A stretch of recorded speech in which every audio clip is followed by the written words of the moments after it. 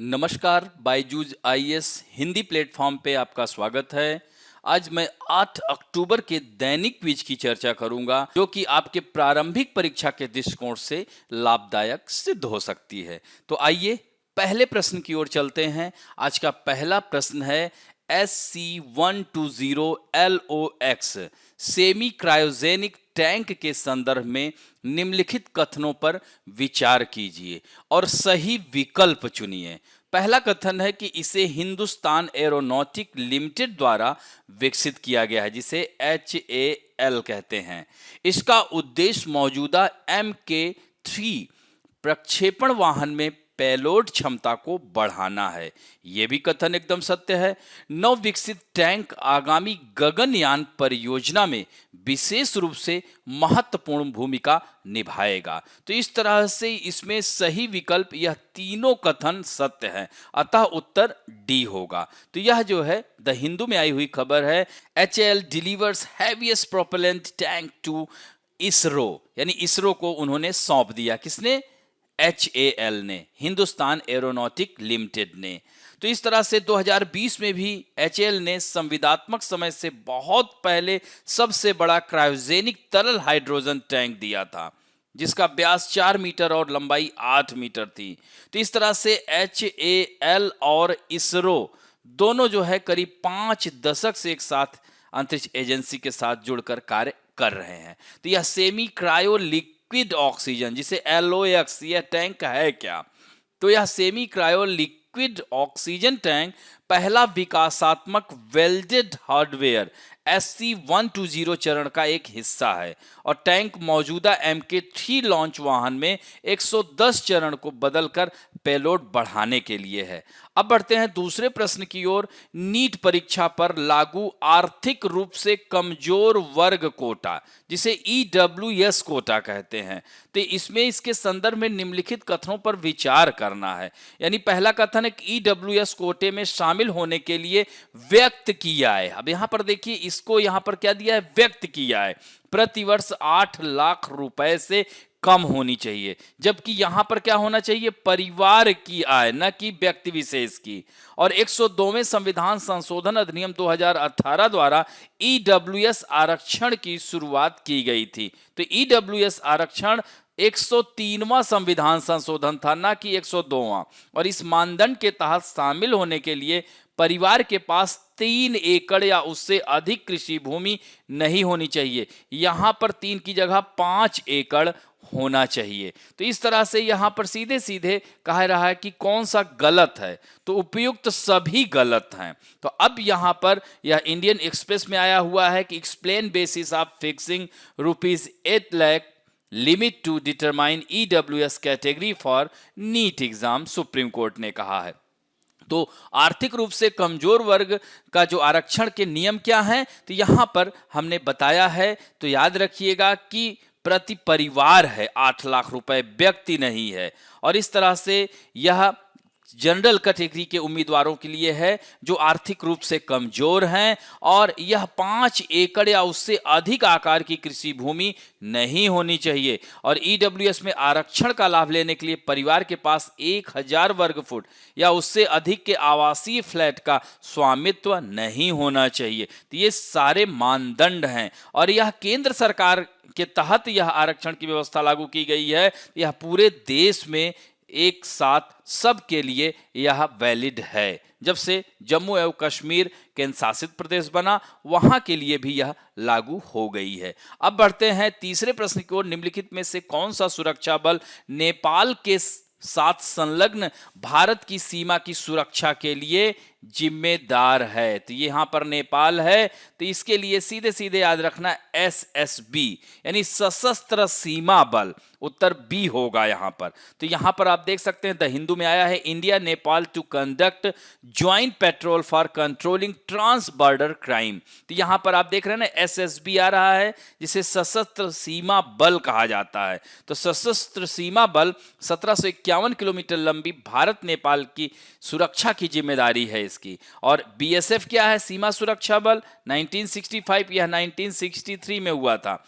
तो इसी तरह से इंडो तिब्बतन ITBP यह 1962 में हुआ था। तो यह काराकोरम से लिपुलेख दर्रा और भारत नेपाल चीन त्रिसंगम तक यह फैली सीमा की रक्षा करता है। इसमें यहाँ पर हमने तीनों, और असम राइफल सबसे पुराना है, इस पर कई बार प्रश्न आ चुके हैं, इसे ध्यान रखेंगे। अब बढ़ते हैं बहुआयामी गरीबी सूचकांक के संदर्भ में निम्नलिखित कथनों पर विचार कीजिए और सही का चयन कीजिए। तो यह सूचकांक प्रत्येक वर्ष ऑक्सफोर्ड गरीबी एवं मानव विकास पहल और संयुक्त राष्ट्र विकास कार्यक्रम द्वारा प्रकाशित किया जाता है। ये कथन एकदम सत्य है। सूचकांक में शामिल 3 आयाम, स्वास्थ्य, शिक्षा और जीवन स्तर, ये भी कथन एकदम सत्य है। समग्र दृष्टिकोण प्राप्त करने के लिए संयुक्त राष्ट्र के सभी सदस्य, यहीं पर यह कथन गलत हो जाता है, यहां पर शामिल किया गया है तो यह सभी सदस्य नहीं हैं, ये ध्यान रखेंगे। तो यहां पर अब उत्तर क्या होगा, केवल 1 और 2, तो आंसर ए होगा। तो यहां द हिंदू में आई हुई खबर है, UN की रिपोर्ट है। और वैश्विक बहुआयामी गरीबी सूचकांक क्या है, तो 107 विकासशील देशों की बहुआयामी गरीबी मापने की यह अंतर्राष्ट्रीय प्रणाली है। इसे 2010 में विकसित किया गया था। इसके 3 आयाम स्वास्थ्य, शिक्षा और जीवन स्तर हैं। और Oxford poverty and human development initiative यह 2007 में स्थापित किया गया था, इसे भी ध्यान रखेंगे। और 5वां प्रश्न है, विभिन्न राष्ट्र के साथ भारत के संयुक्त सैन्य अभ्यास के संदर्भ में निम्नलिखित कथनों में से कौन सा से सुमेलित नहीं है। यहां पर देखिए प्रश्न क्या है कि सुमेलित नहीं है। अब जैसे पहला दिया है मंगोलिया नोमैडिक एलिफेंट, थाईलैंड मैत्री, UK वज्र प्रहार, नेपाल सूर्य किरण। तो यह जो है इसमें जो मिलान नहीं है वह केवल 3 है, तो उत्तर बी होगा। चूंकि नोमैडिक एलिफेंट मंगोलिया का है, थाईलैंड जो है मैत्री और नेपाल सूर्य किरण है, तो यह ध्यान रखेंगे। तो आंसर इसमें बी होगा। तो यह खबर आई हुई है, याद रखेंगे, भारत UK के संयुक्त कंपनी स्तरीय सैन्य प्रशिक्षण का 6ठा संस्करण अभ्यास, इसका नाम है अजय वॉरियर, जो कि चौबतिया उत्तराखंड में शुरू किया गया है। यहां पर कुछ हमने विभिन्न देशों के सैन्य अभ्यास दिए हैं, जैसे मंगोलिया का नोमैडिक एलिफेंट, इंडोनेशिया का गरुण शक्ति, नेपाल का सूर्य किरण, श्रीलंका का मित्र शक्ति, और यहां पर मालदीव का एक्वेरियन, चीन का हैंड इन हैंड, फ्रांस का गरुण है, रूस का इंद्र है और थाईलैंड का मैत्री है। अब बढ़ते हैं संघ लोक सेवा आयोग में पूर्व वर्ष में आए हुए प्रश्न की चर्चा करते हैं। तो आज 2019 के प्रश्न पत्र से लिया गया है।